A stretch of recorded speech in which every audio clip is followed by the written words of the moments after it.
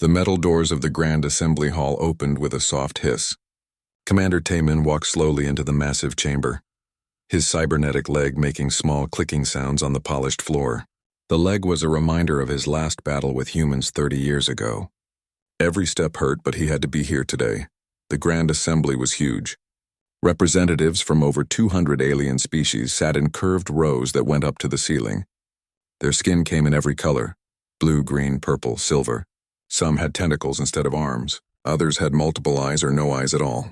But they all turned to look at the old Corvan soldier as he walked to the center of the room. Taman stopped at the speaking platform.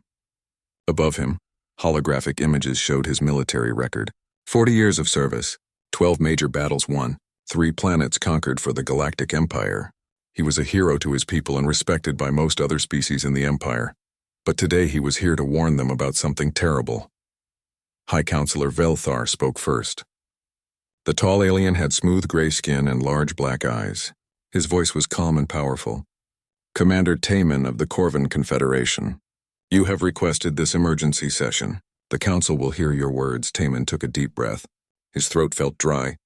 Honored Council members, I come before you today to warn you about the humans of Earth.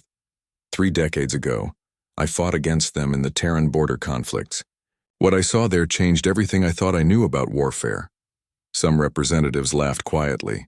Others looked bored. Admiral Zonkris, a large reptilian creature with sharp teeth, made a dismissive gesture with his clawed hand. Commander, we have reviewed the reports from those conflicts. The humans used primitive weapons. Their technology is hundreds of years behind ours. They cannot even travel faster than light. That is exactly why they are so dangerous, Taman said, his voice getting stronger. You do not understand what they are truly capable of. He activated his personal hologram projector. Images appeared in the air above him. They showed a battle from 30 years ago. Corvan ships were fighting smaller human vessels near a small moon. This was the Battle of Kepler Station, Taman continued. My fleet had superior numbers and technology. We should have won easily, but the humans did something no civilized species would ever do. The hologram showed human ships ramming directly into Corvan vessels. The humans were destroying themselves to damage their enemies. They turned their own ships into weapons, Taman said. Their pilots sang as they died. They actually sang while flying into our guns. I had never seen anything like it. Admiral Zonkris stood up. Suicide attacks are not new, Commander. Many desperate species have tried such tactics. They never work against superior technology. You are wrong, Taman replied. The humans were not desperate. This was their plan from the beginning. Let me tell you about their soldiers. He changed the hologram. Now it showed ground combat on a rocky planet. Corvan soldiers in advanced armor were fighting humans with simple projectile weapons. I met 2 human soldiers during that campaign. Their names were Dongwu and Hyunsik. They were ordinary infantry. No special training, no advanced equipment. Just 2 men with basic rifles and determination. The hologram showed the 2 humans moving through a battlefield. They worked together perfectly, covering each other as they advanced. These 2 humans destroyed an entire Corvan platoon, Taman said. 12 of our best soldiers killed by 2 humans with weapons that should not have been able to penetrate our armor. How is that possible? Asked Counselor Nathara, an insect-like creature with multiple arms. They studied our armor for weeks before the attack. They learned its weak points, then they modified their bullets to exploit those weaknesses. But that was not the worst part. Taman paused.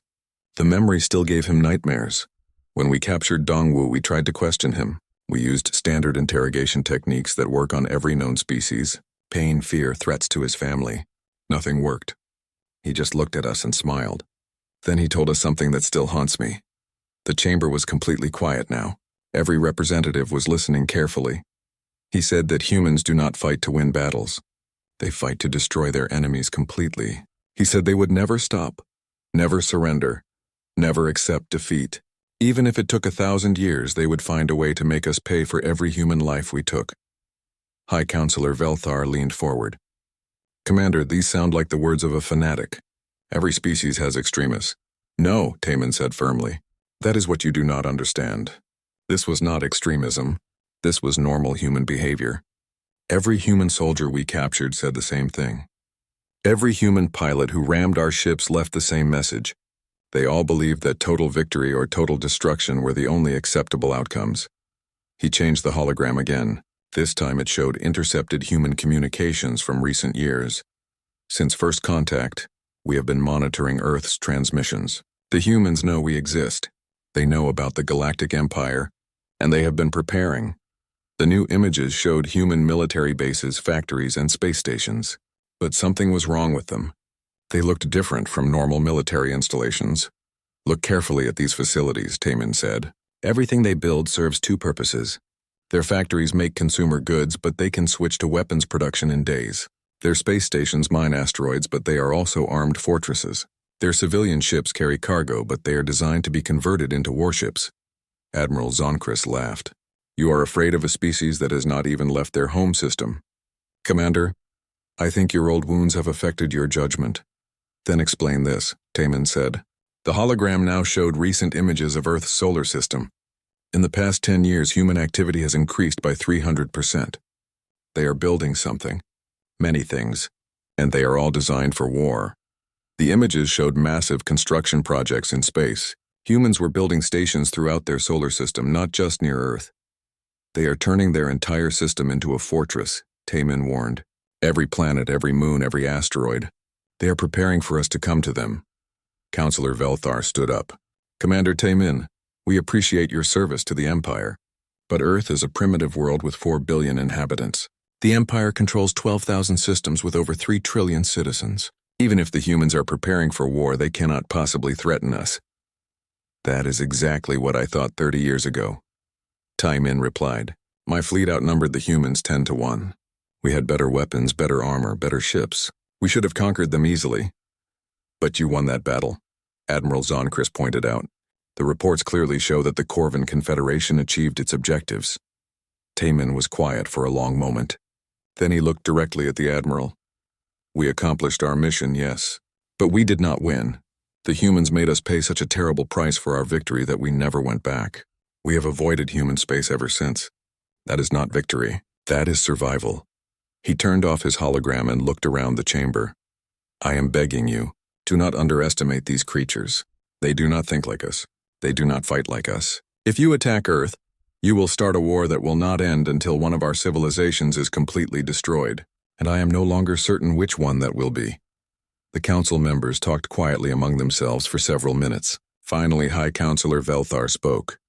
Commander Taman, the council has heard your warning. However, we cannot allow a primitive species to threaten the stability of the Empire.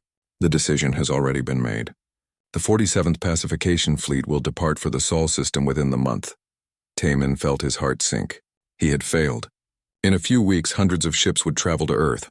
The aliens had no idea what they were about to face. Please, he said one last time, send a diplomatic mission first. Try to negotiate. Give them a chance to surrender peacefully. Admiral Zonkrist stood up and walked toward the exit. Commander, your concern for the humans is noted. But this is not a negotiation. This is a pacification. The humans will submit to Imperial authority, or they will be destroyed. There are no other options. As the representatives filed out of the chamber, Taman remained standing at the speaking platform. His cybernetic leg was hurting again, but that was not why he felt so much pain. He had tried to save both sides from a terrible war. But his own people, his own empire, refused to listen. Soon they would learn the truth about humans the same way he had learned it 30 years ago. The hard way. Admiral Crixval stood on the bridge of the Imperial Dreadnought Eternal Glory, watching the blue-green planet grow larger on the main screen. Earth looked peaceful from space. White clouds swirled over brown and green continents. It was hard to believe this small world could pose any threat to the mighty Galactic Empire.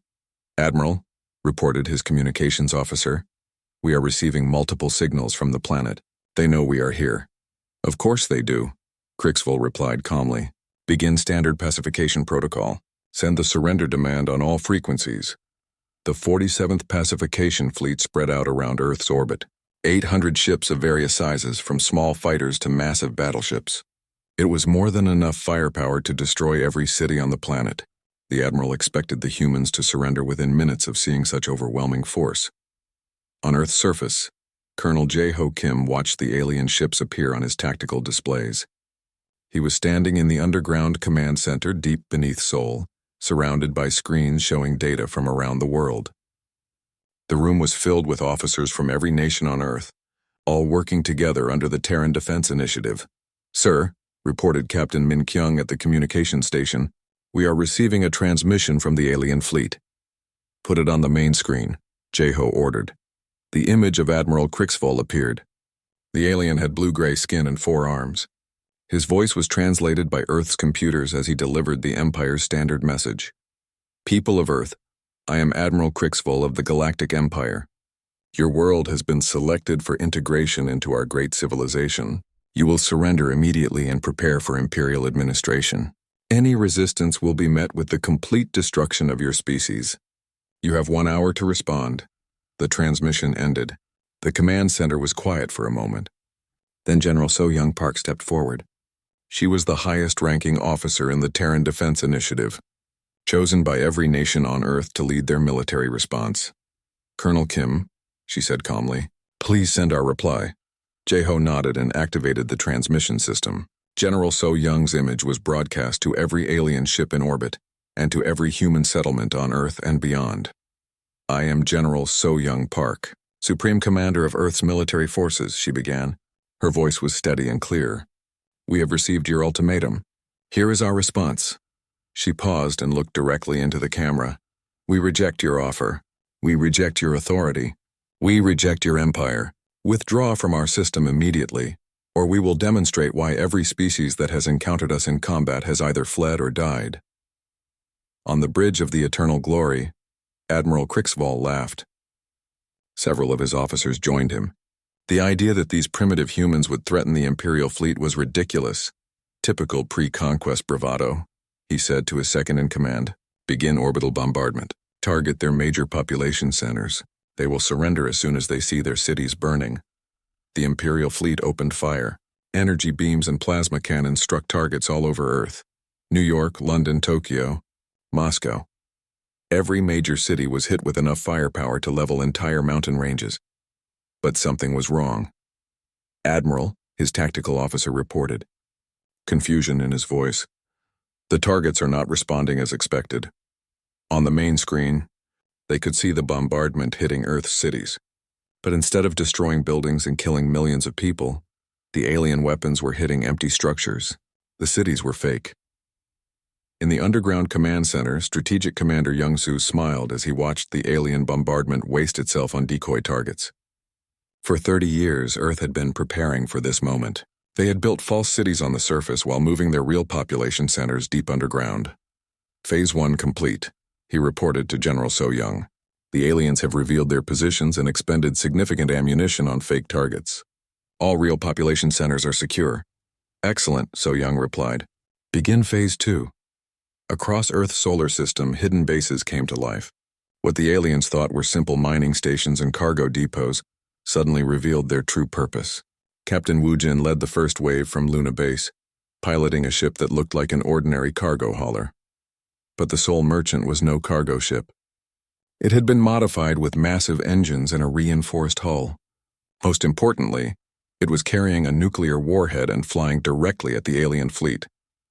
"This is Captain Wu Jin to all Terran forces," he broadcast.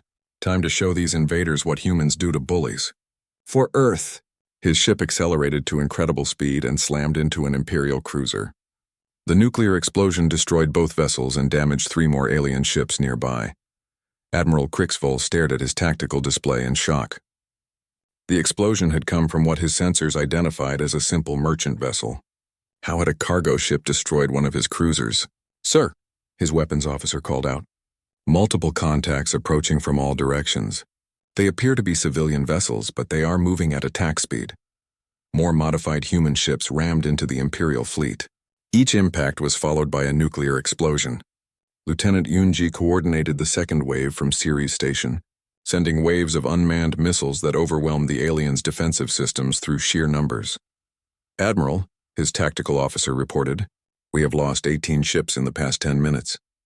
These are not civilian vessels. They are suicide weapons disguised as cargo ships." Crixvoll was beginning to understand that something was very wrong with this pacification mission. The humans were not behaving like any species he had ever encountered. They were deliberately destroying their own ships to damage his fleet, but the worst was yet to come. Sergeant Kyung-ho had been waiting in the asteroid belt for 3 hours. His team operated one of dozens of hidden weapon platforms built inside hollowed-out asteroids. From the outside, they looked like ordinary space rocks. Inside, they contained massive railguns capable of accelerating projectiles to significant fractions of light speed. "This is Asteroid Platform 7, Kyung-ho reported. "We have clear shots on multiple targets. Requesting permission to fire." "Permission granted," came the reply from Earth Command. "Light them up." The asteroid belt erupted with weapons fire. Tungsten rods the size of telephone poles shot out from hidden positions, moving too fast for the alien ships to dodge. Each impact punched through Imperial armor like it was paper. Admiral Crixville watched his fleet take massive casualties from weapons that should not exist. His tactical display showed enemy fire coming from the asteroid belt, but his sensors could not locate the source of the attacks.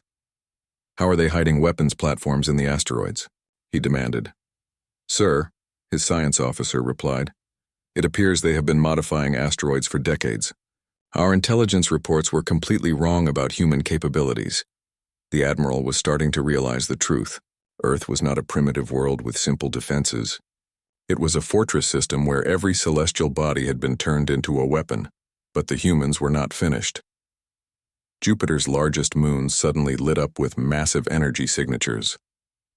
Hidden facilities that had been built over the past 20 years revealed themselves. Enormous magnetic accelerators, larger than anything in the Imperial arsenal, began firing at the fleet. The projectiles from Jupiter took several minutes to reach Earth's orbit, but when they arrived, they moved at nearly 10% of light speed. Each impact completely destroyed whatever it hit. Admiral Crixville realized his fleet was trapped. The humans had turned their entire solar system into what military strategists called a killbox, a space where the enemy controls all the high ground and can attack from any direction. "Admiral," his communications officer reported, "we are receiving another transmission from the planet." General So-young appeared on the screen again. This time she was not alone. Behind her stood officers from every major human military organization. "Admiral Crixville," she said calmly, "you now understand your situation. You are surrounded by weapons you cannot see, facing an enemy you do not understand. We offered you a chance to leave peacefully. You chose violence instead." She gestured to the tactical display behind her, which showed the damage to his fleet. "You have lost over 100 ships in the past hour. We have lost some cargo haulers and unmanned missiles. This is not a battle. This is a demonstration." Admiral Crixville felt something he had not experienced in decades of military service: fear. "We are prepared to negotiate," he said quickly. General So-young shook her head. "No negotiations. You came here to destroy us or enslave us. Now you will learn what happens when you threaten humanity." The transmission ended. Around Earth's orbit, more human weapons revealed themselves. The 47th Pacification Fleet found itself facing not a primitive species, but a civilization that had spent 30 years preparing for total war. Admiral Crixville looked at his remaining ships and realized the terrible truth. Commander Taman had been right. The humans were not just dangerous. They were something the galaxy had never seen before. They were a species that turned everything into a weapon and everyone into a soldier. And now they were angry. Fleet Admiral Gurmoth studied the battle reports from the 47th Pacification Fleet with growing concern. Admiral Crixville had managed to escape Earth's solar system with less than 200 ships out of his original 800. The humans had let him go, which was almost more disturbing than if they had destroyed the entire fleet. They wanted survivors. Gurmoth said to his staff aboard the massive command ship Imperial Supremacy. They wanted us to know what happened there.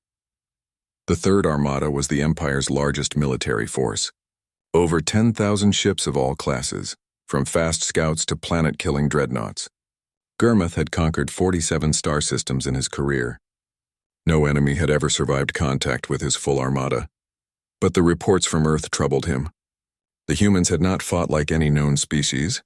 They had turned their entire star system into a weapon and used their own people as ammunition. It was barbaric, but it had been terrifyingly effective. "Admiral," his intelligence officer reported, "we have received updated information about human activities since the first battle." Gurmoth activated the holographic display. What he saw made him pause. In the 3 months since Admiral Crixville's defeat, Human activity throughout their solar system had increased dramatically. New construction projects appeared everywhere, and energy signatures indicated massive industrial output. "How is this possible?" he asked.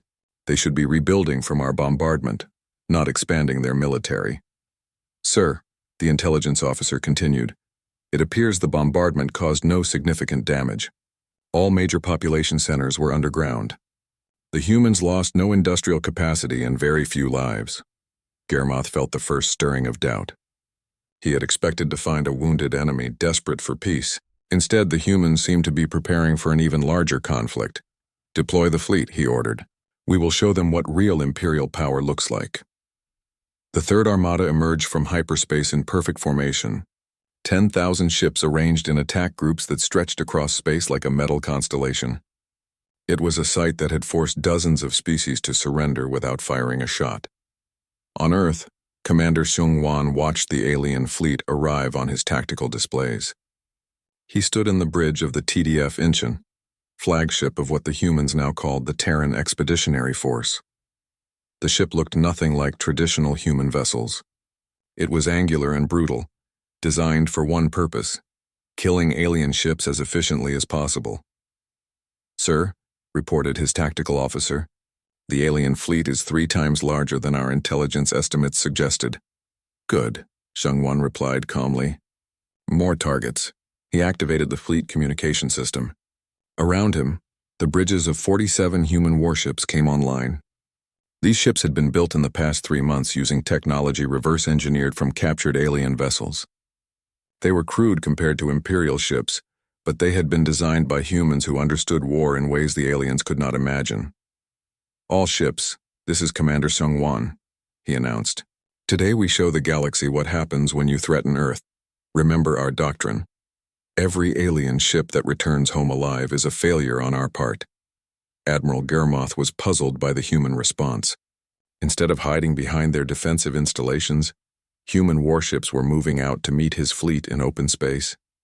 It was either incredibly brave or incredibly stupid. "Sir," his tactical officer reported, "the human ships are not what we expected. They appear to be constructed from Imperial technology, but the designs are unusual." On the main screen, Germoth could see the approaching human fleet. The ships looked wrong somehow. They were covered in armor that seemed too thick, and their weapons were mounted in configurations that violated basic engineering principles. "They are using our own technology against us," he realized. But those designs should not work. The power requirements alone should make those ships impossible to operate. He was about to learn that humans had a different approach to engineering problems. Captain He Rin commanded the dreadnought, TDF Busan, one of the largest ships in the human fleet. The vessel had been built around a captured alien power core, but human engineers had modified it in ways that horrified alien scientists. They had removed most of the safety systems and pushed the reactor far beyond its design limits. "Captain," her chief engineer reported, "the power core is running at 140% of maximum safe output. We have maybe 30 minutes before containment failure." "Perfect," Heron replied. "That is exactly how long this battle should last." The human ships accelerated toward the Imperial fleet at speeds that should have torn them apart. Their reactors were screaming warnings, but human crews ignored safety protocols that every other species considered sacred. The first exchange of fire revealed the humans' strategy. Instead of trying to match Imperial technology, they had built ships designed to get close enough to cause maximum damage before being destroyed. Each human vessel was essentially a guided missile with a crew. Admiral Germoth watched in horror as Captain He-Rin's dreadnought smashed through his formation like a battering ram. The Busan took fire from 6 Imperial cruisers but kept coming, its armor absorbing damage that should have vaporized the ship. Then the human vessel rammed directly into his flagship's escort formation. The impact and subsequent reactor explosion destroyed 4 Imperial ships and damaged 3 more. As the Busan died, Germoth could hear the human crew singing over the communication channels. "They are insane," his tactical officer whispered. "They are actually singing as they die." But the ramming attack was only the beginning. Major Subin led boarding parties that launched from damaged human ships before they exploded. Human Marines used modified mining equipment to cut through Imperial hulls, bringing the war inside enemy vessels. The boarders fought with a savagery that terrified alien crews. They used explosives in ship corridors, set fires in life support systems, and showed no interest in taking prisoners. Each boarding party fought until every human was dead, but they always took more aliens with them than should have been possible. The most disturbing reports came from the biological warfare teams. Dr. Jiwan had spent months studying captured alien genetic samples, and her teams were now deploying weapons specifically designed to target different species in the Imperial fleet. "Admiral," his medical officer reported in panic, "we are receiving reports of biological attacks. Multiple species are falling ill simultaneously, but the diseases are different for each race." Gurmoth realized the horrible truth.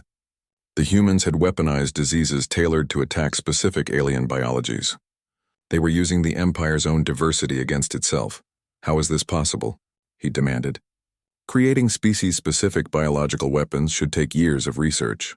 "Sir," his science officer replied, "it appears the humans have been studying us much longer than we realized. They have been preparing for this war since their first contact with any alien species. The battle raged for 6 hours. Human ships died in enormous numbers, but they took a terrible toll on the Imperial fleet. Every human vessel was designed to cause maximum damage before its inevitable destruction, and their crews fought with a dedication that bordered on fanatical. When the surviving human ships finally retreated, Admiral Gurmoth surveyed the damage. He had lost over 7,000 ships. The humans had lost their entire fleet, but they had accomplished something no enemy had ever done before. They had forced an Imperial armada to retreat. "Sir," his communications officer reported, "we are receiving a transmission from Earth." General So Young appeared on the screen standing in what appeared to be a factory. Behind her, workers were assembling new warships at an impossible pace. "Admiral Gurmoth," she said calmly, "I hope you have learned something from today's battle. The fleet you just fought was built in 3 months from captured alien technology. We are already building its replacement." She gestured to the production line behind her, where a new human dreadnought was taking shape. "Every ship you destroy we will replace with 2 more. Every weapon you use against us we will study and improve. Every tactic you employ we will adapt and counter. This is what humans do, Admiral. We learn, we adapt, and we never give up." The transmission ended. Admiral Gurmoth looked at his surviving ships and realized that Commander Taman had been completely right. The humans were not just dangerous, they were something far worse. They were a species that treated war as a learning experience and saw defeat as temporary setback. They had just lost an entire fleet, but instead of surrendering, they were already building a better one. "Set course for Imperial space," he ordered quietly. "Send a message to the High Council. Tell them that the Third Armada was unable to complete its mission." His officers stared at him in shock. In 1,000 years of Imperial expansion, no Armada commander had ever sent such a message. "Sir?" his second-in-command asked. "What should we tell them about the humans?" Admiral Gurmoth looked at the tactical display showing Earth, still defiant and still building new weapons. "Tell them," he said slowly, "that we have encountered something the Empire has never faced before. A species that becomes more dangerous every time we fight them." As the Third Armada retreated toward Imperial space, the humans were already preparing for the next battle. But this time they would not wait for the aliens to come to them. This time, they were High Counselor Velthar stood in the emergency session of the Galactic Council, reading the reports from Admiral Gurmoth with growing disbelief. The Third Armada had been the Empire's most powerful military force, capable of conquering entire sectors. Now it was limping home with 78% casualties. "This is impossible," Admiral Zonkrist declared, his reptilian features twisted in anger. "No primitive species could inflict such damage on our forces. The reports must be exaggerated." "Admiral Gurmoth does not exaggerate," Velthar replied coldly. "He has served the Empire for 60 years. If he says the humans are dangerous, we must take this seriously." Around the chamber, representatives from dozens of species argued loudly. Some demanded immediate retaliation against Earth. Others suggested negotiations. A few quietly wondered if the Empire had finally encountered an enemy it could not defeat. In the back of the chamber, Commander Taman listened to the debates with growing sadness. He had tried to warn them, but they had refused to listen. Now thousands of Imperial soldiers were dead, and the war was just beginning. "Counselors," Velthar called for order. We must decide our response to this human aggression. I propose we authorize the deployment of the Grand Armada under Fleet Marshal Vorthak. The chamber fell silent. The Grand Armada was the Empire's ultimate weapon, 50,000 ships commanded by the greatest military mind in Imperial history. It had never been defeated in 3 centuries of warfare. But before the Council could vote, alarms began sounding throughout the station. Emergency lights flashed as automated systems announced incoming threats. Councilors, the station commander's voice echoed through the chamber. We have detected multiple hyperspace signatures approaching our position. Unknown vessels are entering the system. On the main display, space around the Council station began filling with ships. But these were not Imperial vessels. They were crude angular warships that looked like they had been built in a hurry. Human warships. Admiral Minho stood on the bridge of the TDF Sol, flagship of the newly formed Terran Liberation Fleet. 6 months had passed since the Battle of Earth, and human industry had been working without rest. The fleet surrounding the Imperial Council station represented the largest military force Earth had ever assembled. Admiral, his tactical officer reported, "We have successfully surrounded the station. All Imperial defense platforms have been disabled." Minho nodded. The attack had been planned for months using intelligence gathered from captured alien databases. The humans had learned the location of every major Imperial facility and had struck simultaneously across dozens of systems. "Open a channel to the Council station," he ordered. On the main screen of the Council chamber, Admiral Minho appeared. The human officer looked tired but determined. Behind him, the bridge of his ship showed the organized chaos of a military force that had been fighting continuously for months. "Members of the Galactic Council," Minho began. "I am Admiral Minho of the Terran Liberation Fleet. We have come to deliver a message from the people of Earth." High Counselor Velthar stepped forward. "Human, you are in violation of Imperial space. Withdraw immediately or face the consequences." Admiral Minho almost smiled. "Counselor, I think you misunderstand the situation. Look at your tactical displays." The Council members turned to their screens and saw the truth. The station was completely surrounded by human warships. Every escape route was blocked. The Imperial Defense Fleet had been destroyed without firing a shot. "How is this possible?" Admiral Zonkrist demanded. "Our defenses were impregnable." "Your defenses were designed to fight other Imperial fleets," Minho replied. "They were not designed to fight an enemy that studies your technology, adapts to your tactics, and turns your own systems against you." He gestured to someone off-screen, and the display changed to show battles throughout Imperial space. Human fleets were attacking Imperial installations across dozens of star systems simultaneously. "For the past 6 months, we have been liberating species that your empire has enslaved," Minho continued. "The Corvin Confederation, the Zelthron Republic, the Makari Collective, they all remember what freedom feels like. Now they fight beside us." In the Council chamber, representatives from the named species looked uncomfortable. Some even seemed frightened of their own government's reaction. "The humans have united our enemies against us," Velthar realized. "They have done the impossible." "We have done what we always do," Minho corrected. "We have given hope to those who had none. We have shown them that the Empire can be defeated." General Na Young joined Admiral Minho on the screen. She was the commander of the Interplanetary Marine Corps, and her presence meant the humans were prepared for ground combat as well as space battles. "Counselors," she said, "we are not here for conquest. We are here for justice. For 3,000 years, your empire has enslaved, murdered, and oppressed countless species. Today that ends.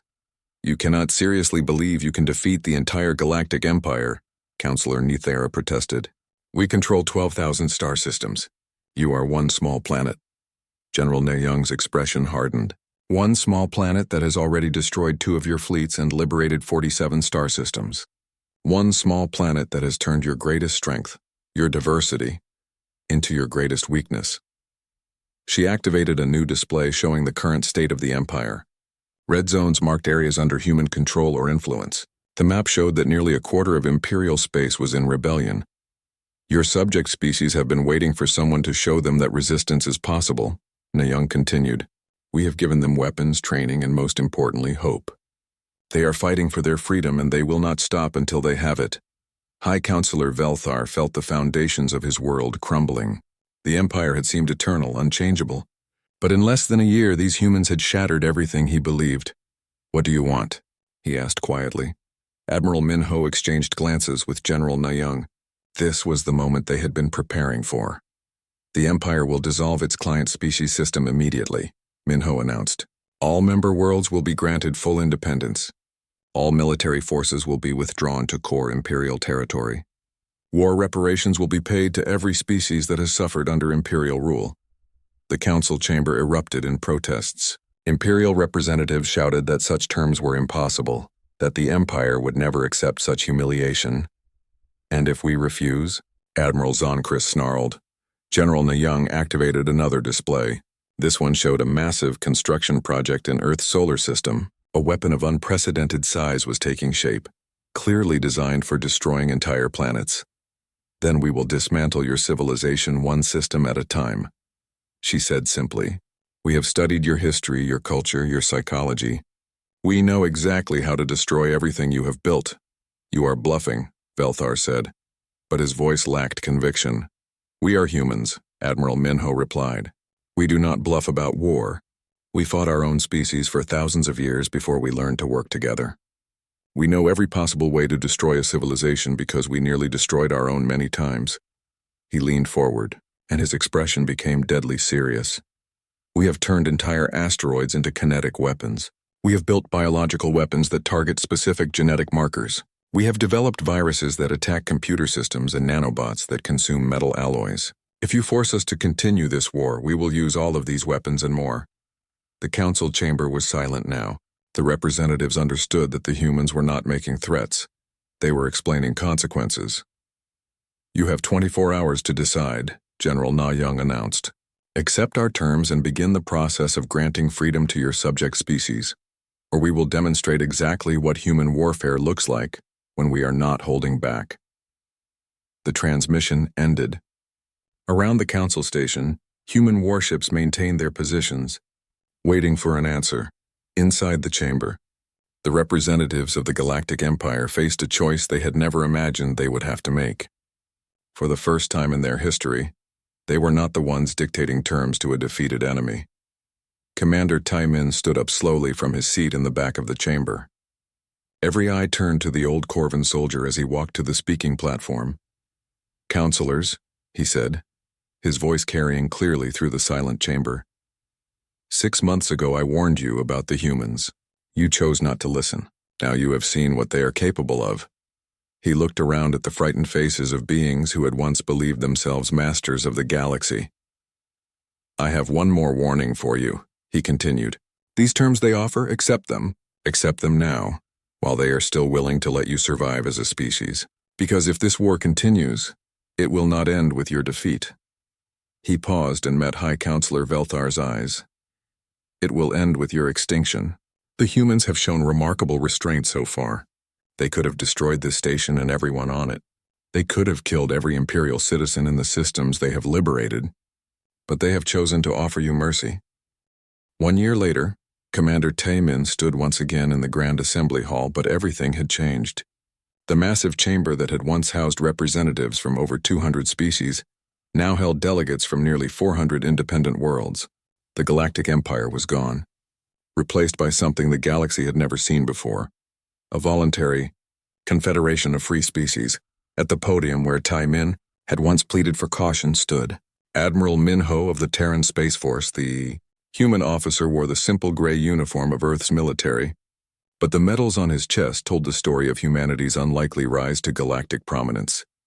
"Members of the Galactic Liberation Council," Minho began, his voice carrying clearly through the chamber, "we gather today to commemorate the first anniversary of the Treaty of Earth and to welcome 37 new independent worlds to our confederation."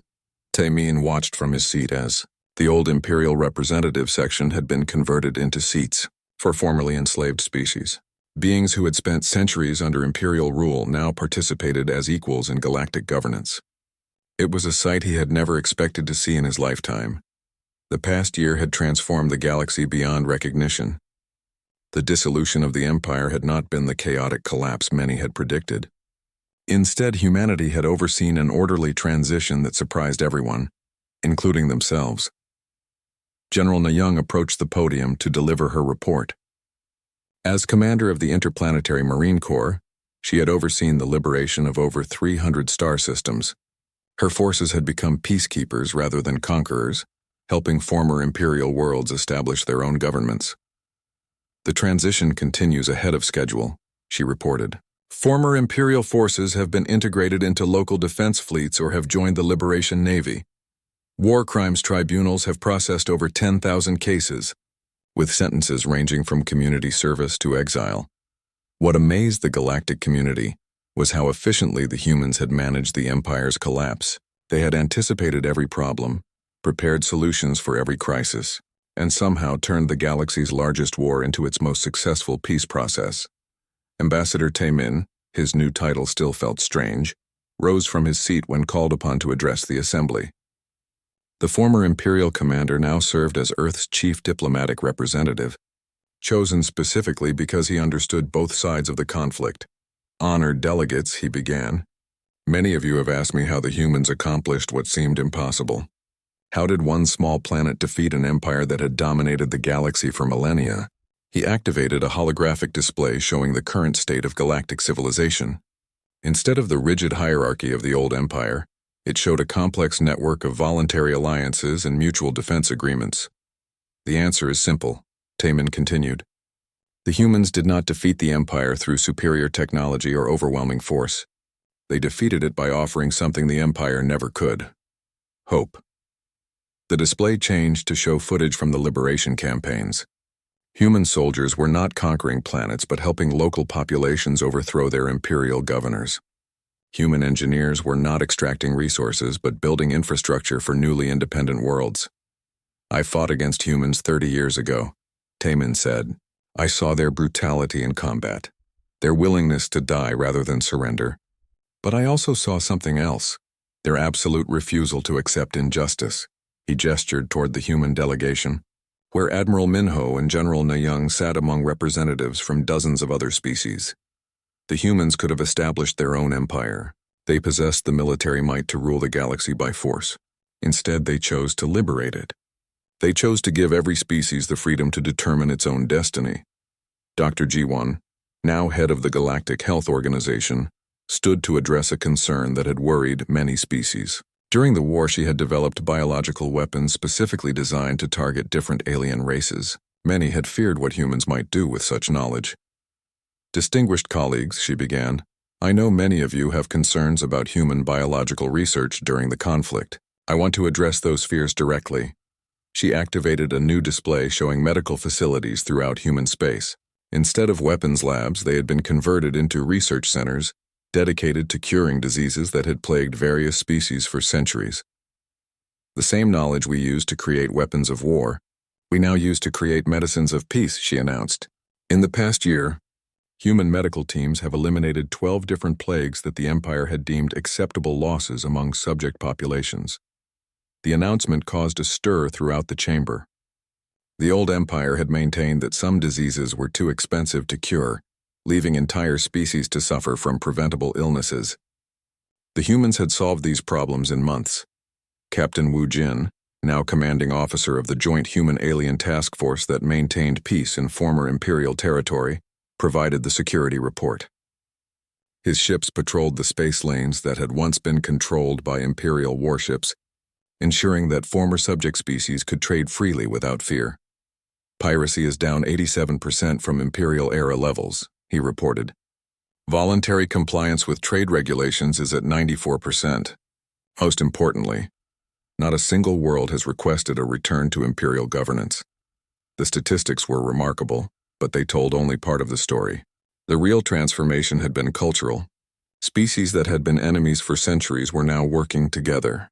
The rigid caste system that had defined Imperial society was being replaced by meritocracy and mutual cooperation. Lieutenant Yun Ji, now a coordinator for the Galactic Engineering Corps, stood to announce the latest infrastructure projects. Human engineering teams were working with local specialists to rebuild worlds that had been strip-mined by Imperial corporations. Phase 1 reconstruction is complete on 47 worlds, she reported. We have restored 17 dead ecosystems, cleaned up 31 toxic waste sites, and established sustainable energy systems on over 200 planets. What impressed the galactic community was not just the scope of human engineering capabilities, but their willingness to share technology freely. The old empire had hoarded advanced technology to maintain control over subject species. The humans published their research openly and encouraged innovation. Strategic Commander Young Su approached the podium for the final report of the day. As Earth's chief military planner, he had overseen the transition from active warfare to peaceful reconstruction. Members of the Council, he announced, I am pleased to report that the last Imperial holdout forces surrendered yesterday. The transition period is officially complete. The chamber erupted in applause. For the first time in galactic history, an interstellar war had ended not with the defeat of one side, but with the transformation of both. However, Young Su continued, we must remain vigilant. Freedom is not a destination but a journey. There will always be those who seek to return to the old ways of oppression and exploitation. He activated a display showing the new galactic defense network, instead of a single massive fleet controlled by one species. It showed hundreds of smaller fleets representing different worlds, all coordinated through voluntary cooperation. The Liberation Navy stands ready to defend any world that comes under attack, he announced. But our greatest defense is not our weapons. It is our unity. As long as free species stand together, no force in the galaxy can enslave us again. As the session concluded, delegates began filing out of the chamber. Many stopped to speak with the human representatives, thanking them for their world's sacrifice and leadership. Taemin remained in his seat, watching the humans interact with beings from across the galaxy. A year ago, these same species had feared humanity as a dangerous unknown. Now they looked to Earth for guidance and inspiration. Admiral Minho noticed the old commander sitting alone and approached him. Ambassador Taemin, the human said respectfully, thank you for your speech today. Your words carry great weight with the Council. Taemin looked up at the man who had helped reshape galactic civilization. Admiral, may I ask you a question? Of course, and why did you spare us? After everything the Empire did to other species after the attacks on Earth, why did you choose mercy over revenge? Admiral Minho was quiet for a moment, considering his answer. Because revenge creates cycles of violence that never end, he finally said. We learned that lesson the hard way on Earth. For thousands of years, humans fought each other over territory, resources, ideology. We nearly destroyed ourselves many times. He gestured toward the empty chamber where representatives from hundreds of worlds had just been working together. Peacefully, we realized that the only way to truly win a war is to turn your enemies into friends. Not through conquest or forced submission, but by showing them a better way to live. Taemin nodded slowly. The Empire ruled through fear. You rule through hope. We do not rule at all, Minho corrected gently. That is the point. No species should rule over another. Everyone deserves the freedom to choose their own path. As they walked toward the exit together, Taemin reflected on the incredible transformation he had witnessed.